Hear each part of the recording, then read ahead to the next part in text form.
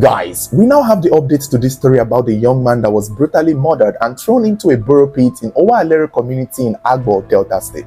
And it turned out that this young man, Lawrence, was trying to do a good thing, was trying to do a good deed, was trying to stand up for somebody when this tragedy took a left turn. Remember, we were told that he knocked somebody with his car, and that was why the community people in Owa pounced on him, lynched on him, beat him, and threw him into the pit. Well, that is not the case. That is far from the truth. Someone who is close to the victim has reached out to tell us what really happened. And you guys are not ready for this, because this was just unfortunate. Now, remember, Lawrence has lived 13 years in Italy. He left Nigeria 13 years ago to Europe, and since then he hadn't come back to visit, not once. Towards the end of January 2026, he and his older brother, Williams, decided to visit Nigeria for the first time in a long time. For Lawrence, it's the first time in 13 years. But unfortunately, just 1 week after they arrived, this tragedy happened. Lawrence, they say, is from Idumesa community, a neighboring community to this community over Alero where this tragedy happened. And it was said that he was having a good time exploring his community, trying to get to see these places he grew up in, see his family, see his friends, see his relatives. And so on this day, the 2nd of February 2026, on a Monday, he and his brother Williams were on a drive out. They left the Idumesa community and ventured into Owa Alero, where along the way they stopped at a roadside kitchen to eat. Now, this was around evening time, and I think this would most likely come in handy. Now, pay attention, because this said roadside restaurant is near other shops and other establishments, and some of those establishments are artisans. It could be a welder, it could be some sort of tiler, it could be a mechanic. There were other people in the line where the restaurant was working. And while Lawrence and his brother Williams were eating in this restaurant, they heard a chaos going outside. It seemed as though an employer was beating up his apprentice. Now, Lawrence and Williams were still eating their food in the restaurant. They didn't get up to go and play hero. They were hearing the chaos, hearing the noise, and they maintained and stayed where they were. When out of nowhere, a young boy rushes into the restaurant crying and begging his employer to not beat him. And this was the moment Lawrence and his brother sees that this man is beating up his apprentice and had even broken a bottle to stab this young boy. When Lawrence sees the situation going here and see the young boy begging and pleading, he gets up to beg this man. He gets up to stop this madness from happening. He's telling the man, "Sir, please, it's okay. Calm down, drop the bottle. You can't keep beating a little boy like this." But the man is pissed. The said employer is angry. It's unclear what his apprentice did, but this man was enraged. He had a bottle in his hand and was still, even when Lawrence was begging him, he was still trying to get to hit this apprentice. And in the process, he stabs Lawrence in the hand and injures Lawrence instantly.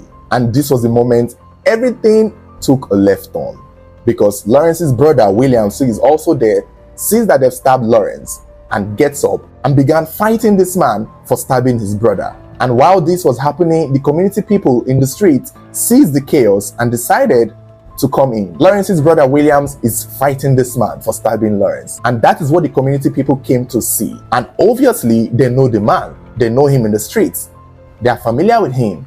But Lawrence and Williams are the strangers that they do not know. So invariably, they took the side of the employer and began helping him fight Williams. Over time, the crowd grew, and Williams realized that this is now out of hand. He tries to run out of the restaurant, and on his way running out into the road, he gets hit by a car. So the angry crowd forgets him, because at this point they thought he has been handled by the car that knocked him down. And what do? They turn around to face Lawrence, who is busy battling with his injuries and trying to explain to the crowd of people that they were not the ones at fault, that it was this man who stabbed him first and trying to stab his little apprentice. But this crowd of people did not care. It's unclear what the said man had told them in their language, probably had said something to sway the crowd to his side, because ordinarily, if these people had listened to the full story, they would understand what was going on. So this was the moment Lawrence noticed that the crowd was now charging towards him, and he didn't know what to do, because clearly he knows how this could turn left in an instant. So they said he took to his heels and started running. He was running to only God knows where. He had no idea where he was running to.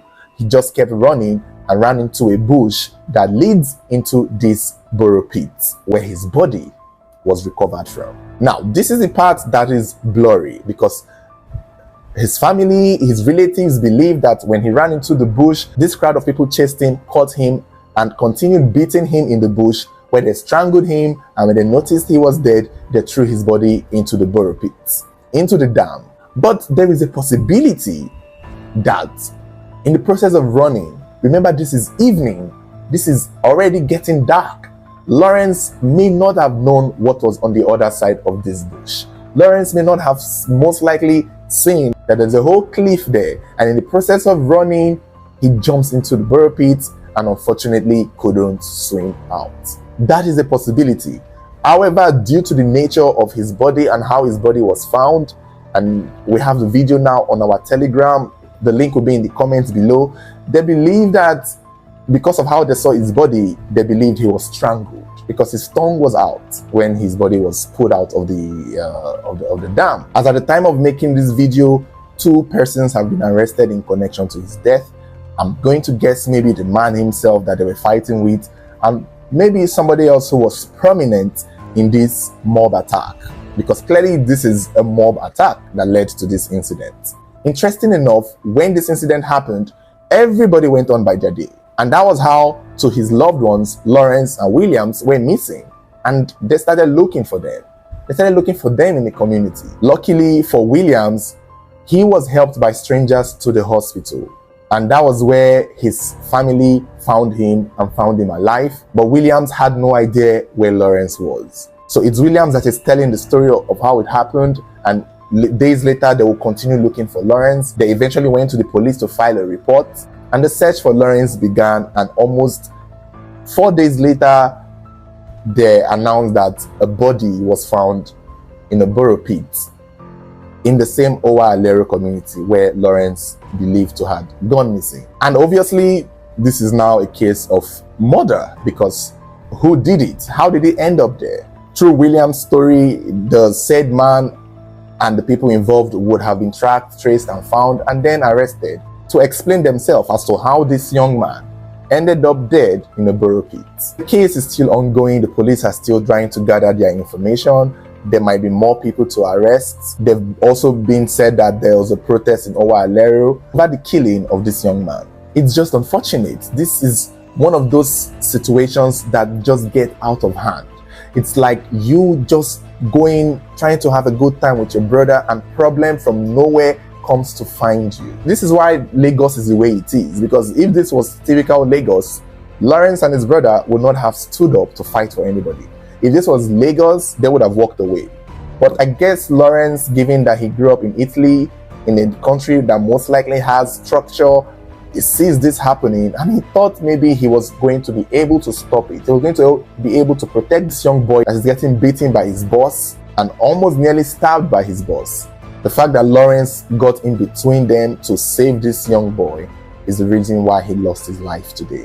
And in the case of whether he was strangled before he was thrown into the bush, I'm not going to lie. Although the family believe he was strangled due to the nature of his body, but we've seen pictures of drowning victims and it's usually normal with their tongue sticking out. I feel so. I might be wrong, because they are citing that the fact that his tongue was sticking out could be as a result of him being strangled. But usually drowning victims have their tongue sticking out. And another thing again, I'm leaning towards the possibility that Lawrence ran into the dam and that was what happened. Because again, he doesn't know the community very well. He hasn't been here in 13 years. He has only been here for a week. So if he was running for his life. He was most likely panicking, given the crowd of people. And I'm sure as a Nigerian living abroad, he had heard stories of how jungle justice work, and that would have been his first thought, because it was still the same angry crowd that strangers from there picked up Williams, his brother, and take to the hospital, which meant that among this angry crowd there were still people who were willing to understand the situation. But it seemed as though the man they were fighting took it to another level, had someone back him up, switched the story, and decided that he was going to deal with these boys. Because I feel that if they had to chase Lawrence into a bush to strangle him, and they really meant to kill him, they would have done the same to Williams, who was even the main person fighting the man in the first place. It's really unfortunate, quite barbaric. If indeed this is what happened, then it's painful. This is the reason why a lot of men and women abroad, a lot of our brothers and sisters abroad, barely come back home because of something like this. They most likely figured out that these are foreigners. I'm sure they weren't speaking in the same way that they would be. And I guess that's kind of, make them an easy target. It's such an unfortunate situation, very painful. I feel bad for his family. They're going to be really regretful. This is a moment where I think his mom would be like, they shouldn't have come back. Or his fathers or his siblings would be like, they would have just stayed in that Italy. You stayed in Italy for 13 years, a totally white-dominated, racist place. And as a black person from African descent, you survived 13 years in a strange man's land. Treated well, fed well, respected. And 1 week in your own hometown, in your own village, you get beaten, you get killed, and get thrown into a borough pit to waste. Barbaric, horrifying, terrible. And I feel like everyone involved in this young man's death and in this unfortunate situation should be punished, should be arrested, should be found. And what kind of an employer chases their small apprentice with a bottle? That's why I believe the man was most likely the one who even killed Lawrence. Because for you to chase your apprentice with a bottle, a broken bottle, shows that that man was going to kill that apprentice. Whoever the apprentice is has been saved by Lawrence, and that young man should come out and testify against his boss, against his horrible boss, because somebody just died in your place. Your boss, the apprentice, the so-called employer, has blood in he's blood hungry.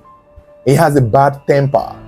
He's angry and pissed, and I can see that kind of a person, wherever he is capable of strangling somebody in the forest and throwing their body into a borough pit. Now I see it. How sad. Very unfortunate. Hopefully this doesn't cause community disputes between the Idumesa community and the Owa Alero, because things like this is what starts long community feud. Because what is this? It's sad.